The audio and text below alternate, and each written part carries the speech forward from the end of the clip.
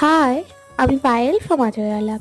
আমি আবারও এসে গেছি 100 ডেজ মিনি ব্লগ সিরিজ চ্যালেঞ্জের 5 নম্বর পার্ট নিয়ে। আজ তো সকাল সকাল ঘুম থেকে উঠেই বিছানাপত্র ক্লিন করে চটপট করে রেডি হয়ে নিয়েছি। তার সাথে তো খেয়ে নিয়েছি আগের দিন রাতে ভিজিয়ে রাখা কিছু ড্রাই ফ্রুট। খাওয়া দাওয়া কমপ্লিট করেই তো বেরিয়ে পড়েছিলাম পড়তে যাওয়ার জন্য। ওখানে গিয়ে টিফিন টাইমে খেয়েছিলাম এই গ্রিন লেসটা আর এই মশালা বাদামটা। পড়তে থেকে বাড়ি ফেরার পথে এতটাই গরম লেগে গেছে যে এসেই তো আগে ঝটপট করে চান ধান কমপ্লিট করে নিয়ে পুজোটা দিয়ে নিয়েছি। দেন কিছুক্ষণ পর বসেছিলাম দুপুরে খাওয়া দাওয়া কমপ্লিট করবার জন্য। মেনুতে ছিল ডিমের ঝাল, ভাত, ঢেঁড়স আলুর তরকারি, কই মাছের ঝাল আর ডাল। তারপর তো কিছুক্ষণ পর আবার বসে গেছি পড়াশোনা করবার জন্য।